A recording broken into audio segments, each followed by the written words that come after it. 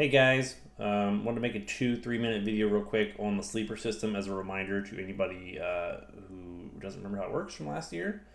Um, so this is really a refresher. Nothing's changed this year, nothing's new. Only difference, if anything, is we're now into year 2 of keepers, meaning if you already kept the player last year, this is the final year you can keep that same player. After this year, they go back into the draft pool. But nothing you need to worry about for this year. So, quick reminder, players cost 1 round ahead of wherever they were drafted in the previous year. Or, as we're going to go through in 1 second, if a player was kept last year, they're now 1 round more expensive this year. So, I want to use Chad's player, Devon Achane, as an example here. I'm going to switch over to Chad's little player profile here. So I clicked on Devon Achane's name in Chad's roster, and I scrolled down on the player info tab. It gives you this transaction history. So you can see Chad drafted Devon in 2023, so that would have been 2 years ago, as pick 10.11.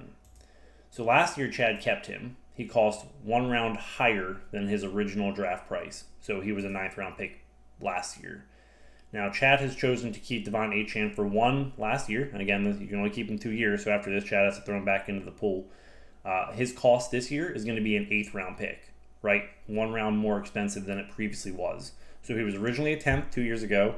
Last year, he was kept for a 9th. This year, he's kept for an 8th. So that's the general rule. Every year, it gets 1 round more expensive. So if we look right now, Devon Achane is slotted in as Chad's 8th round pick, right? So it's the general premise for everybody, every player. We've got me, I've got Puka Nacua. If I go to him, Puka Nacua,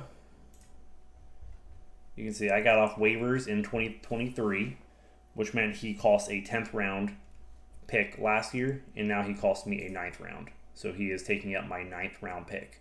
So other reminders, you can keep up to 2 players. You don't have to keep 2. You can keep none. You can keep 1. You can keep 2. Again, if you kept the guy last year and you're keeping him this year, you cannot keep him next year.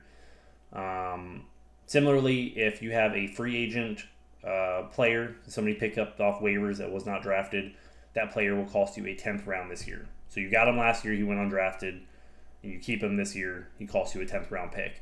If you're trying to keep 2 players who would otherwise cost, a 10th round, one of them will cost a 9th if you choose to keep them both. So one of them will be slightly more expensive than the other. So that's really it. Keeper selections are due just under 2 weeks from now, the 23rd, Saturday the 23rd. If you have any questions or you want recommendations about who to keep, please just send me a message. I'll probably be making recommendations as we go. A lot of you have already been making your selections in Sleeper, which is something you can do. So if you're curious, I know most of you are using the app and not the actual computer app, but it's the same process either way. On your main screen, when you pull up the league on your phone or on your PC, you should see keepers, and there will be a button here that says set my keepers, and basically it'll let you pick the 2 players you want. Even if you do that right now and you say, shit, I want to change my mind, you can. You're not locked in until the 23rd. So feel free to play around with it between now and then. Some people have already given me theirs, TBD if they're final or not, right?